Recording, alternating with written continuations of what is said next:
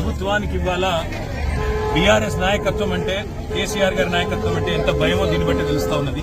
1,00,000 క్యూసెక్కుల నీళ్లు కిందికి పోతుంటే ఇవాళ గోదావరి నుంచి సముద్రంలో వృధా కలుస్తుంటే ఆ నీళ్లను చూపెట్టి పైన ఎండుకున్న పొలాలు, పైన నాట్లేయలేని పరిస్థితి, అట్లాగే ఎండుకున్న రిజర్వాయర్ ఇవన్నీ కూడా చూపెట్టి కింద వృధా పోతున్న నీళ్లని వాళ్ళ కన్నెపల్లి దగ్గర ఒక పంప్ ఆన్ చేస్తే పైకి నీళ్లు ఇవ్వచ్చు.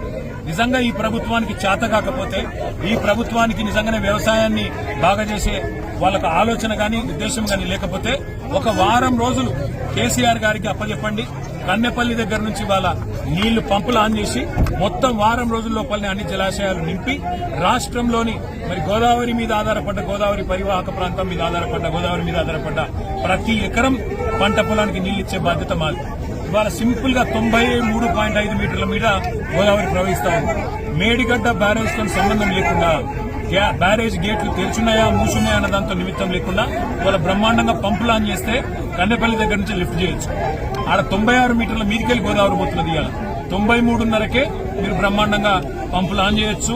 ఆడ బ్యారేజ్ తో సంబంధం లేకుండా నీళ్లు తోడొచ్చు. బ్రహ్మాండంగా మిడ్ మానేర్ గానీ, లోవర్ మానేర్ గానీ, పైన ఉండే మల్లన్న సాగర్ గానీ, రంగనాయక సాగర్ గానీ అన్ని కూడా బస్వాపూర్తో సహా అన్ని రిజర్వాయర్లు నింపొచ్చు. బ్రహ్మాండంగా రైతులకు నీళ్లు ఇవ్వచ్చు. మార్గ మధ్యంలో ఉండే చెర్రల్లో కూడా నీళ్లు పోయొచ్చు. కానీ ప్రభుత్వం తన చేతగాంతనాన్ని, తన అసమర్థతను కప్పిపుచ్చుకోవడానికి ఇలా మమ్మల్ని జనగామ దగ్గరనే అడ్డుకునే ప్రయత్నం చేస్తా ఉన్నది. ఎందుకు అడ్డుకుంటున్నారని మేము అడిగాం పోలీసులు. మాకు ఆదేశాలు ఉన్నాయంటారు. కింద నీళ్లు వృధాగా పోతుంటే అవి రైతులకు చూపెడతామంటే మీకెందుకు భయం?